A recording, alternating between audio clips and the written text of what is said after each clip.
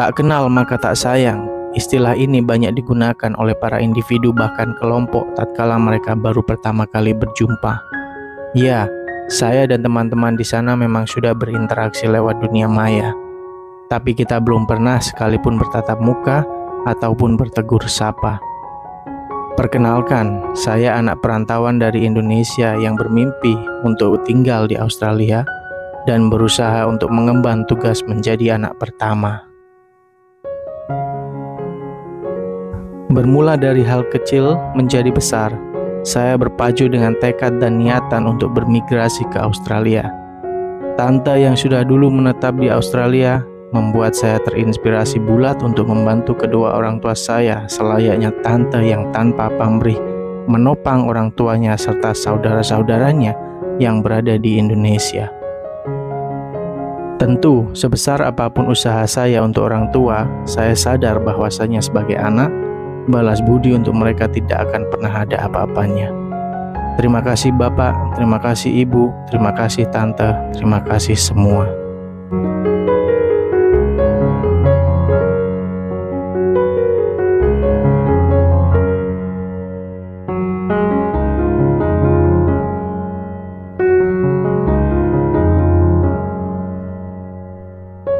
Ya, posisi saya sekarang lagi di depannya parkiran kampus terbesar yang ada di Darwin ini atau di Northern Territory, dan jembatan di belakang saya ini adalah jembatan yang saya lalui apabila saya ada kelas dan juga menghadiri kerja kelompok yang harus bertemu dengan teman-teman di kampus ini.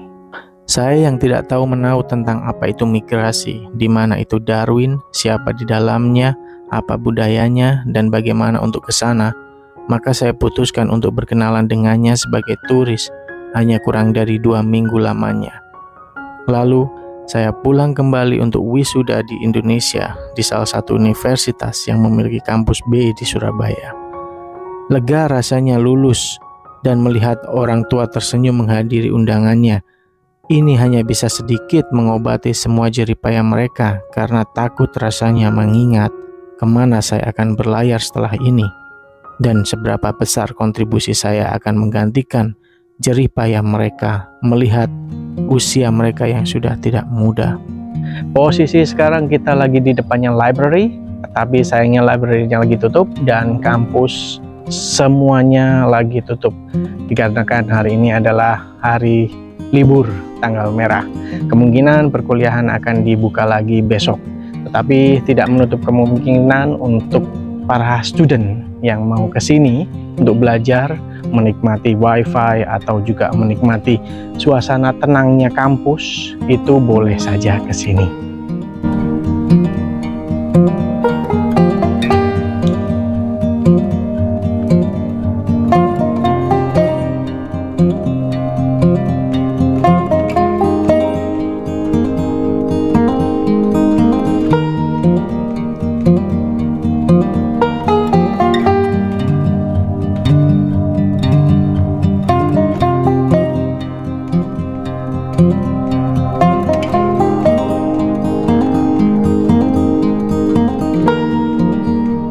Di belakang saya ini lapangan yang sangat luas dan hijau banget.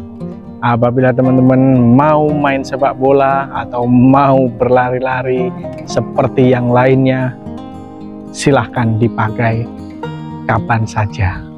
Posisi sekarang saya berada di lantai 2 dengan view yang sangat beautiful. Kita bisa di sini menikmati lunch atau juga minuman dingin yang disediakan dari kafetaria. Tentunya harus membayar. Disinilah para student apabila mereka sedang mengerjakan tugas ataupun sedang menikmati makan siang, mereka bisa berkumpul bersama teman-teman di sini. Luas bangkunya dan juga bisa mendapatkan wifi dari arah mana saja. Beberapa bulan saja bekerja di salah satu bank, tante yang sudah lama memberiku tawaran untuk menjadi seperti mereka di Australia, saya sadar uang yang saya terima setiap bulannya tidak akan mampu untuk membantu mereka yang sudah waktunya menikmati hidup di masa tua. niat, tekad, doa dari kedua orang tua, serta dukungan tante yang tanpa henti untuk membuatku kesini, akhirnya tercapailah student visa Australia yang saya terima di tahun 2013.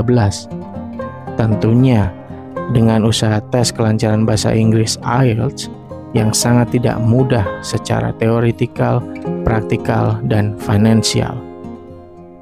Meskipun sudah lulus dari jurusan berbahasa Inggris lebih dari 4,5 tahun, namun salah satu kaki saya sudah melangkah maju ke depan memasuki negara yang membutuhkan 2,5 jam penerbangan dari Indonesia ini.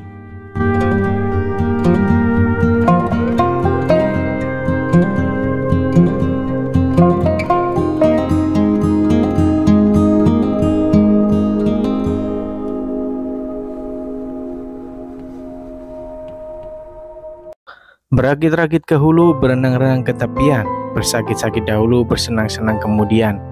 Peribahasa ini serasa mengawalku dari awal hingga akhir perjalananku menggapai mimpi yang menjadi nyata di Australia. Tidak ada yang instan, semua harus berawal dari perjuangan. Perjuangan untuk belajar dan bekerja secara bersamaan, perjuangan untuk mandiri dalam mengambil keputusan, menguatkan diri lagi-lagi secara spiritual, mental, finansial, serta fisikal. Terlihat remeh, namun tidak sedikit para pelajar yang terperosok ke dalam lubang sendiri karena salah dalam mengambil keputusan. Worst case scenario, mereka bisa stres karena besar dan banyaknya tekanan. Jadi, kalau masih ragu, jangan melangkah dahulu. Berbekal kemampuan yang saya dapatkan di 4,5 tahun tersebut, komunikasi saya terkendala batu besar di Australia. Perbedaan materi belajar di Indonesia serta praktikal keseharian di Australia membuat saya tidak paham apa-apa di dalam kelas hari pertama.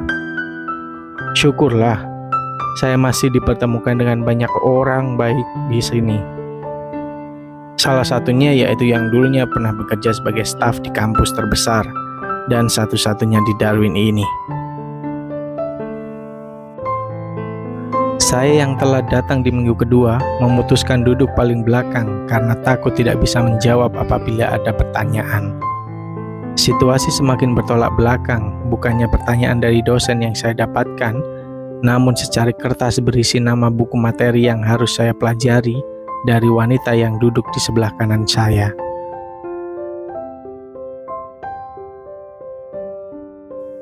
Ya, benar.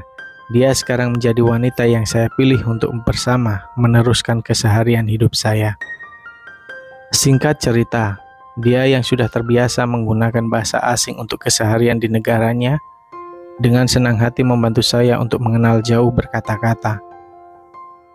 Kuliah dan kerja, failing dan passing grade sudah menjadi hal yang lumrah para pelajar dari luar Australia.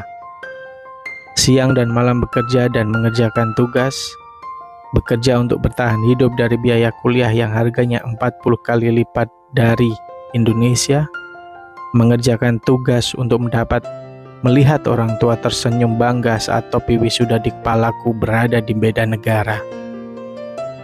Tidak ada kata menyerah ataupun mengeluh di kepalaku.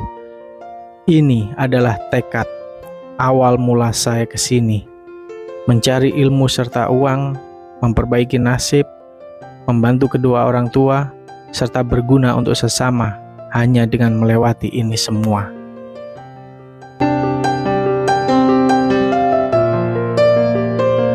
Usaha tidak mengkhianati hasil.